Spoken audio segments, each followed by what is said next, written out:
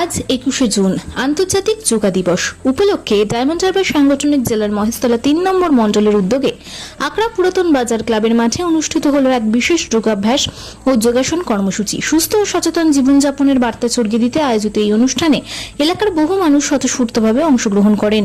মণ্ডল সভাপতি অভিজিৎ পাত্রের নেতৃত্বে এবং সাধারণ সম্পাদক অমল দত্তের তত্ত্বাবধানে অনুষ্ঠিত এই কর্মসূচিতে যোগব্যায়ামের বিভিন্ন আসন ও শারীরিক সুস্থতার জন্য প্রয়োজনীয় অনুশীলন করানো হয়। অংশগ্রহণকারীদের মধ্যে যোগচর্চার গুরুত্ব এবং দৈনন্দিন জীবনে এর ইতিবাচক প্রভাব সম্পর্কে সচেতনতা বৃদ্ধির বার্তাও তুলে ধরা হয়।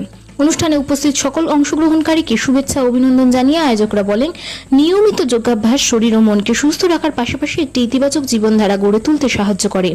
আন্তর্জাতিক যোগা দিবসের এই উদ্যোগ এলাকার বাসিন্দাদের মধ্যে ব্যাপক উৎসাহ ও উদ্দীপনার সৃষ্টি করেছে। Bureau report 24x7 news Bengal. এই যোগা দিবস আমার মনে হয় একদিন করলে হবে না, প্রত্যেক দিন করা উচিত। মানুষের যা এখন বর্তমানে ব্যাধি, সেই ব্যাধি থেকে নিবারণের জন্য ওষুধ না খেয়ে আমার মতে বলে প্রত্যেক দিন অন্তত আধা ঘন্টা করে যোগা করা উচিত। সুস্থ থাকতে গেলে একমাত্র রাস্তা যোগা। সাধারণ মানুষের উদ্দেশ্যে, এলাকাবাসীর উদ্দেশ্যে কি বলবে? এলাকার মানুষের সবাই এই যোগা অনুষ্ঠানে অংশগ্রহণ করুন এবং প্রতিদিন করুন। একদিন কেন করবে, প্রতিদিন করবে। আজকে যোগা দিবস 21শে জুন, যে তারিখটা সূর্যদেব আমাদের উত্তরায়ণ প্রবেশ করছে, তার জন্য যোগা ডেটা আজকে নির্ধারিত হয়েছে। 2015 সাল থেকে আজকের দিনটা নির্ধারিত হয়েছে। যোগা মানে হলো কিছু যোগ করা, আমাদের আধ্যাত্মিক, মানসিক, শারীরিক তিনটেকে মেলবন্ধন করে এই যোগা। যোগা আমরা কি যোগ করব? আমরা গভীরভাবে শ্বাস প্রশ্বাসকে আমরা যোগ করতে চাই। প্রত্যেকে আমরা গভীরভাবে শ্বাস প্রশ্বাস যোগ করব কিভাবে?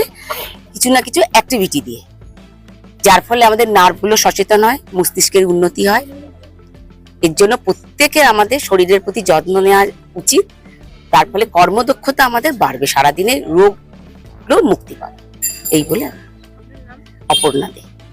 আর আমার এটা গ্রুপ, এটা সবাই আমাদের। আপনি কি অ্যাজ আ টিচার? হ্যাঁ, যোগা টিচার।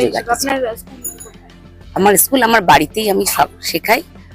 আমার অনেক স্টুডেন্ট, এসব স্টুডেন্ট আমার 10 বছর ধরে শেখাচ্ছি, প্রায় 60।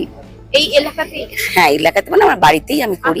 হ্যাঁ, অনেকেরা ব্যথা বেদনা রয়েছে, সবাই মোটে বেদনা ভালো হয়ে গেছে। অনেক বছর ধরে করি। হ্যাঁ, অনেক সুস্থ আমরা এখন, কোমরে ব্যথা সব। আমাদের ভারতীয় সনাতন ধর্মের মূল একটা অধ্যায় হচ্ছে এই যোগা। এই যোগা স্রষ্টা হচ্ছে ভগবান শিব, কারণ এই যোগায় মানুষের দেহ, মন, শরীর সমস্ত কিছু এই যোগাতে উন্নত হয়।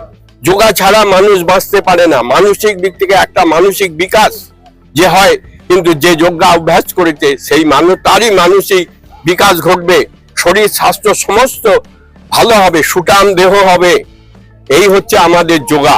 আর এই আমাদের যোগা ভারতবর্ষে দেশ স্বাধীন হওয়ার পরে থেকে এই যোগা কি কেউ আমাদের জানায়নি। সনাতন ধর্মের যে যোগা বলে একটা অধ্যায় আছে, কেউ জানাননি। আমাদের মোদী সরকার যখন থেকে এসছেন, উনি যোগা কি সেটা সকলকে জানিয়েছেন বা যোগ দিবস শুরু করেছেন। আশা করব আমাদের সমস্ত ভারতীয় সনাতন হিন্দু ধর্মাবলম্বী পরিবারের সমস্ত ভদ্রমহিলা এবং ছেলেরা বা তাদের ছোট থেকে তাদেরকে যোগা অভ্যাস করানো হোক।